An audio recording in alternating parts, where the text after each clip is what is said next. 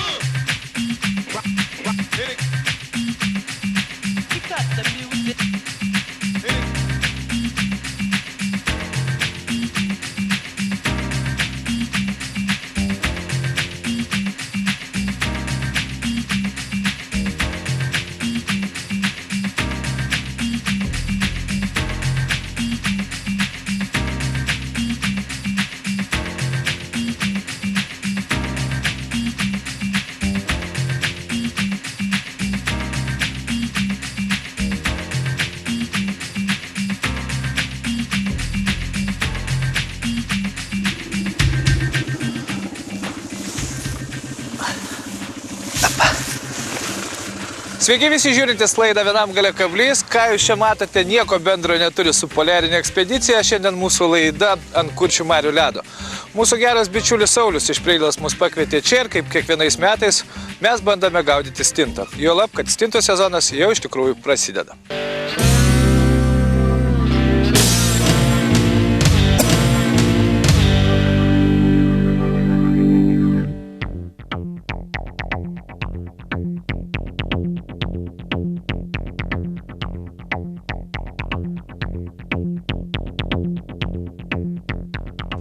Štai taip atrodo mūsų stovykla ant Kuršių marių ledo, iš tikrųjų įspūdingai.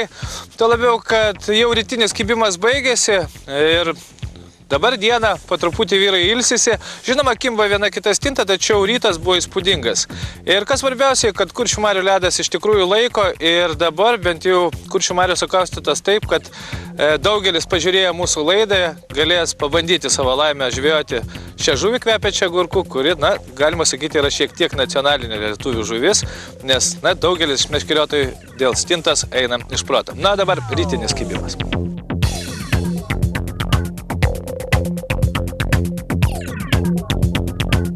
Paprastą darbo dieną Kuršmarėse ties Preilą žvejų netrūksta. Iš tikrųjų važiuoja visi gaudyti svajotas žuvies stintos.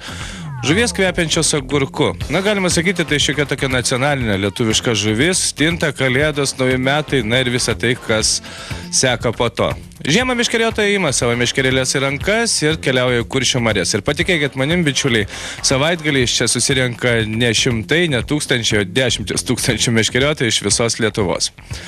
Stintų žūklė nėra ypatingai sudėtinga, jos yra gaudomos dažniausiai fosforinėmis avižėlėmis ir labai grubomis paprastomis meškerėlėmis. Nieko tokio panašaus į tai, kaip reikia išvirpinti ešerius, kaip reikia gaudyti karšius ir kuojas ežeruose ir upėse iš po ledo.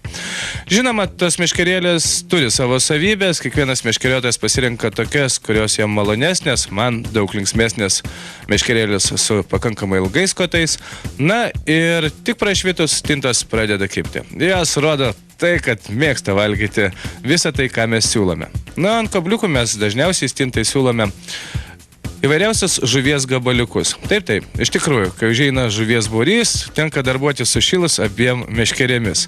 Dažniausiai būna taip, kad jeigu kibimas geras, tai žuvis kimba taip, kad vos spėja darbuotis.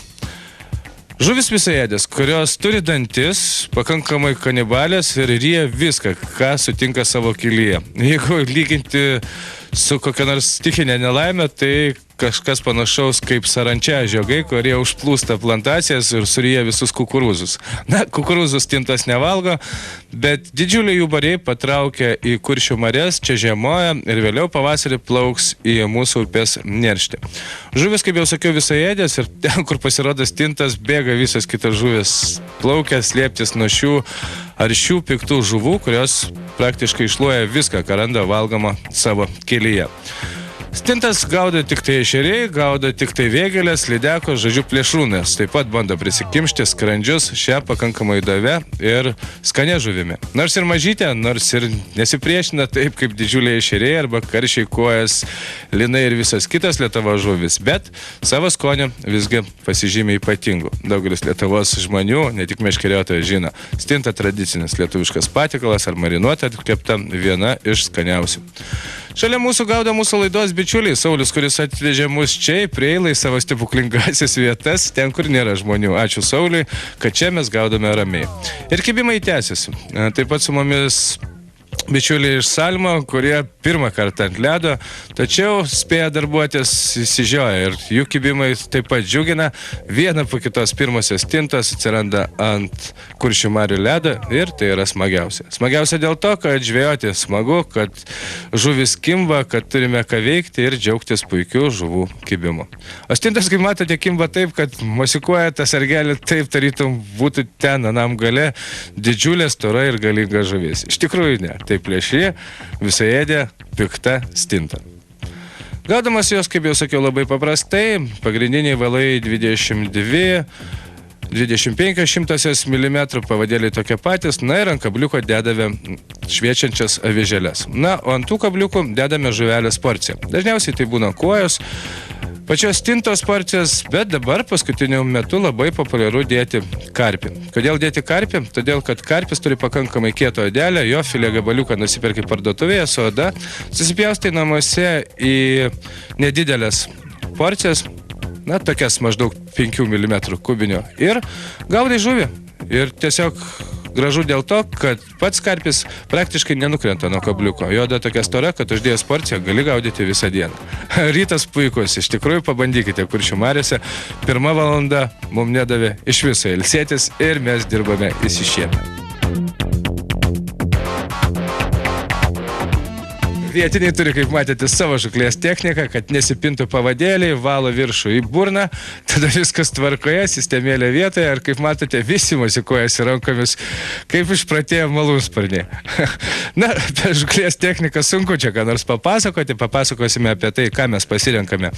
Ir iš tikrųjų yra šiokių tokių subtilybių, netrukus, bet kol kas lupame ir lupame. Žuvis kvepiančias agurkų neleidžia mums nuobodžiauti.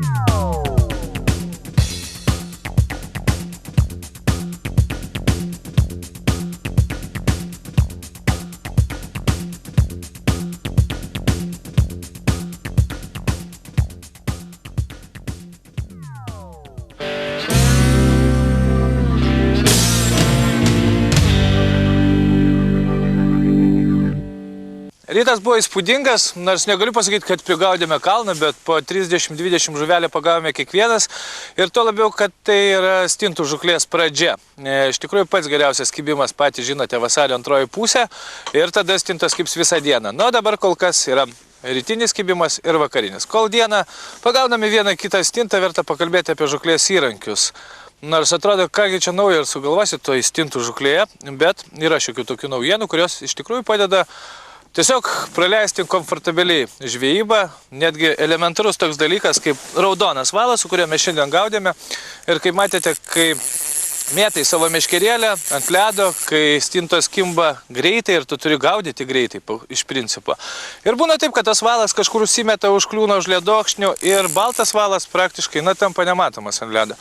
O štai elementarus Diamondas Red Mono valas, kuris šiandien dirba puikiai, iš tikrųjų mums padėjo įsisaugoti nuo pačių įvairiausių susipinimų ir tai bent jau daugelį meškeriotojų tada, kai greitai kimba stinta, be galo svarbu.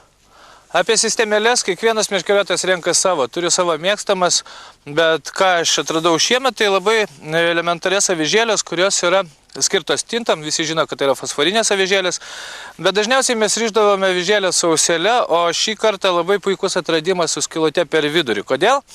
Todėl, kad kai greitai gaudai stintas, pati avižėlė, pažiūrėkit, kaip jin stovi. Stovi kaip paprasta avižėlė, kurią mes gaudame ešerius, kurią gaudame kuoją. Žodžiu, yra taip palinkusi. Ir esmė kokia, kad nuleidžiate, avižėlė iš karto stovi šonu, praktiškai nėra, kertant žuvį nėra prakertama žuvis, tiesiog štai taip stovėdama avižėlė nesipina apie pagrindinį valą, nesisuka ir tai yra svarbiausia. Taip, kad jeigu ryšite stintinės sistemėlės, paieškokite žūklės parduotuvėse stintinio avižėlio su skylute per vidurį. Jos iš tikrųjų dirba puikiai. Na ir ką dar šiandien mes pastebėjome, kad, kas naudoja švinelius, vis dėlto preilo yra nedidelė srovė, galbūt geriau naudoti gale blizgutę. Yra lengvesnė negu svarelis, ji plazda ir taip vilioja žuvį. Blizgutę galite rinktis bet kokią, bet šiandien pastebėjau, kad ne su kabančiu kabliuku, o štai su tokiu kietai lituotu kabliuku. Lucky John blizgutė dirba puikiai ir ant jos buvo pagauta ne viena stinta. Tada, kai atrodė, kaipgi galim pagauti ant tokios blizgas. Trumpai tiek šiandien apie žuklės įrankius, apie visą tai, ką mes norėjome pasiūlyti ir pasakyti.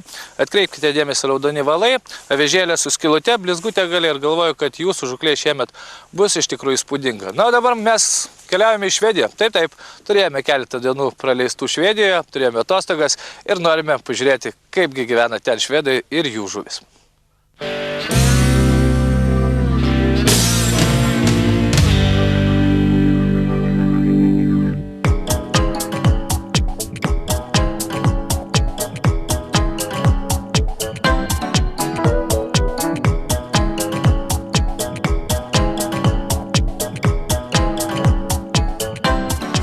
Galų galę mes ant švediško ledo, kuris, kaip supratau, nebus pats ploniausias, turėsime ką veikti, turėsime ką gręžti. Na ir šiandien skirstumės į dvi grupės. Viena grupė gaudės avižėlėmis, nedidelę žuvį, kiti bandys dėtis kritulius ir pagauti kažką įspūdingo. Iš tikrųjų, ežeras nežinomas, net neįsivaizduojame, ką čia galima pagauti, kokie čia gyliai, bet turbūt atostogos tame ir turi žavesio, pakankamai įdomaus ir pakankamai gražaus, kad tu atsirandi toje vietoje, kur niekada negaudai, kur niekada nežinai, kas tenai dugne. Na ir šiandien diena turėtų visą tai parodyti. Ankstyvas rytas Švedijoje. Puikios apsnigtos suolos, dar gražesni namukai ir, žinoma, mūsų žygis ant švediško ledo. Visai nepažįstamas ežeras, per kurį teka upė. Viskas gražu, vadinama visą tai ice fishing, tai yra žvejybinė pramoga, kurią švedai skiria mums lietuviams. Kaip nebūtų keista, švedų ant ledo nėra ir vadinasi, tiesiog galbūt jiems visai neįdomi ta poledinė žuklė. Mūsų vyrai pasibalnoja rogės, spokso į visus kraštus ir net neįsivaizduoja, kokie giliai mūsų laukia, kokios žuvis, kokia egzotika ir visa kita.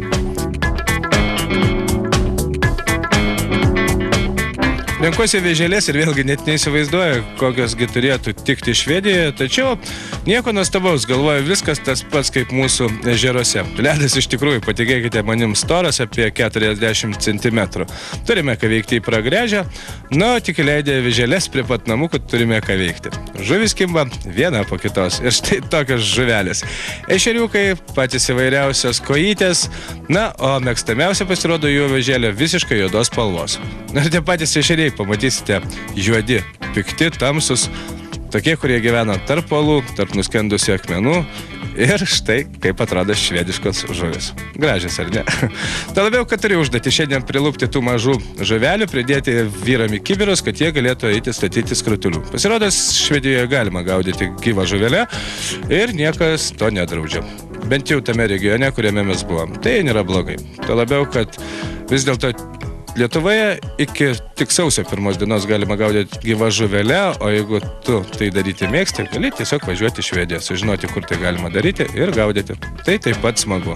Ypatingai tiem, kurie pasiilgė iš po ledo kovos su didelė rimta žuvimi. Randame neypatingai didelius gilius, apie 3-4 metrus ir praktiškai visas ežeras toks lėkštas. Didelių žuvų kol kas nėra, štai tokio dydžio ešeriokai. Vėlgi smagu, pagalvojus tai, kad mūsų vakare laukia namas, pirtelė ir kelios dienos puikių atostogų Švedijoje. sniego daug, viskas gražu, žuvis štai tokios, kurios, kaip sakiau, bus dedamas ant gyvos žuvelės ant skritulių. Aha, kokia švediškų žuvų gama.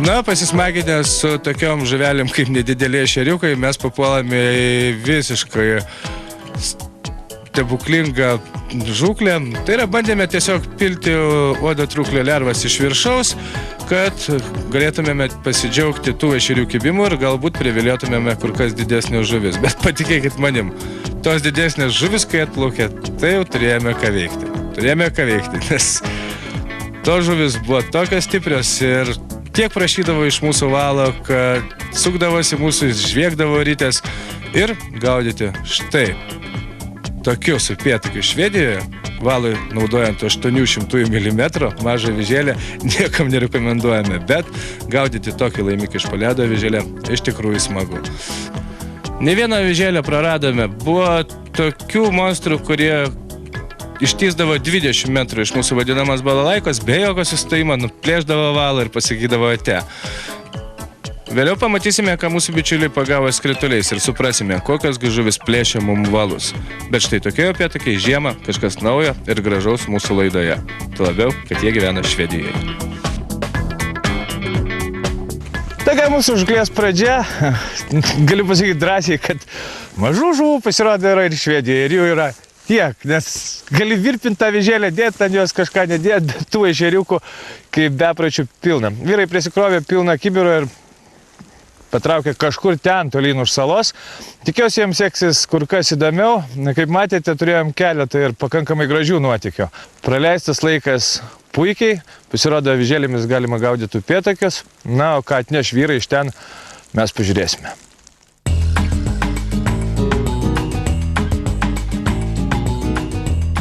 Skrituliai sustatyti ir vyrai tiesiog pradėjo krapštyti nosis. Dideli žmonės gaudo didelę žuvis. Taip ir yra.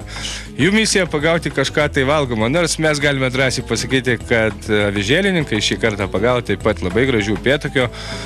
Ir tiesiog puikiai pasėdėjome vėliau vakare prie tų upėtakių ir prie, patys viską suprantate.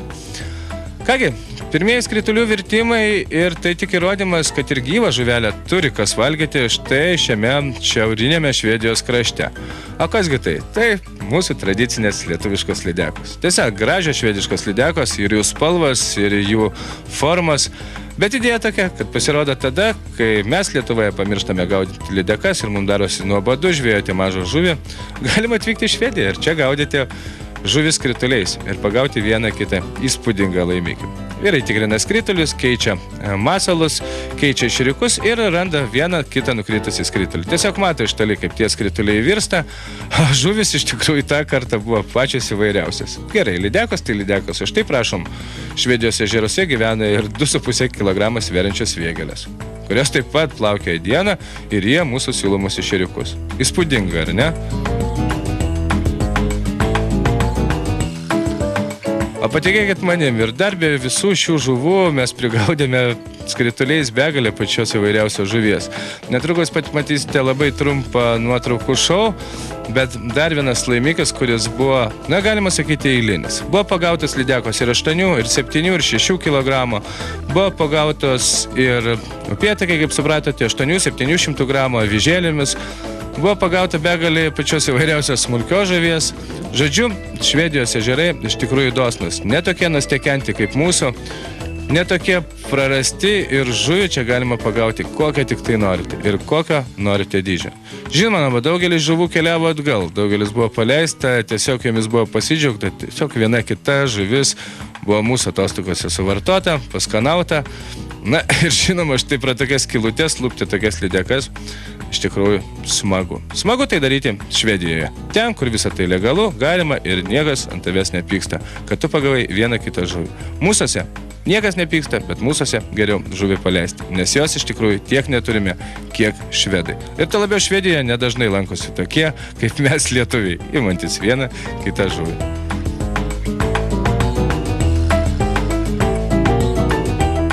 Vienas įdomiausių ir gražiausių laimikų tai buvo lašiša sugauta skritulio. Jos svoris buvo 3 kg 700 g, iš tikrųjų įspūdingas laimikis. Nu, kitos žuvis ir nuotraukos kalba pačios su save. Beje, viešnagė Švedijoje tiesiog skambinus internetu, susakius namukas su žuklės licencijomis kainavo kur kas mažiau negu savaitgalis Nidoje. Tai yra su kelionės automobiliais, o žuvis, štai tokios ten.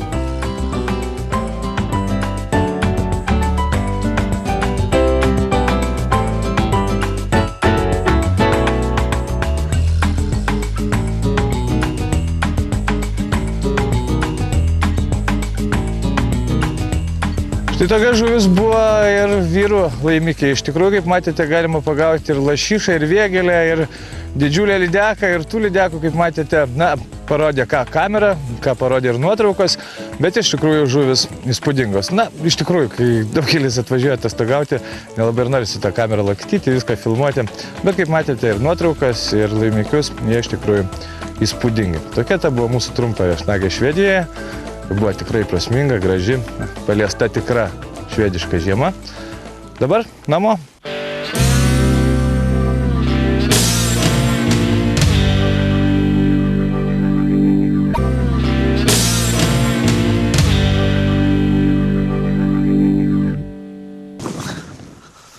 Tokia šiandien mūsų laida nuo didžiausios mūsų šalyje čiuožyklos Kuršių marių ledo. Iš tikrųjų laikas praleisti smagiai, stintų pagauta, kas yra svarbiausia, ir be galo puikus poilsis su gerais bičiuliais.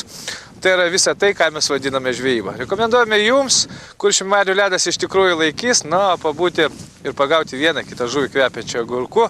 Kiekvieno rimto žvejo turbūt garbės reikalas gyvenančio Lietuvoje. Dabar konkursas.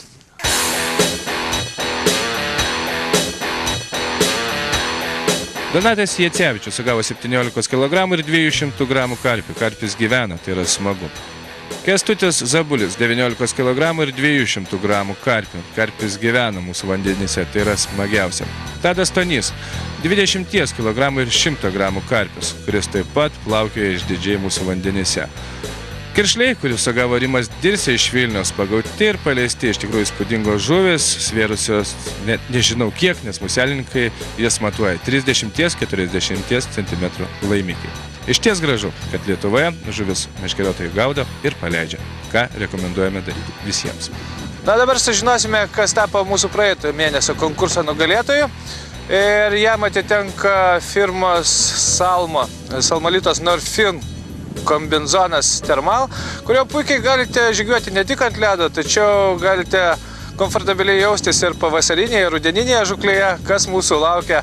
Ne taip ir už kalnų. Iš tikrųjų, paskutinis žiemos mėnuo, o vėliau prasidės visai kitas sezonas. Dar kartą noriu priminti, kad šie Thermal kostiumai dabar visose žuklės parduotuvėse labai puikia kaina. Taip, kad pagalvokite ir apie žiemos pabaigą, ir apie ateinantį pavasarį.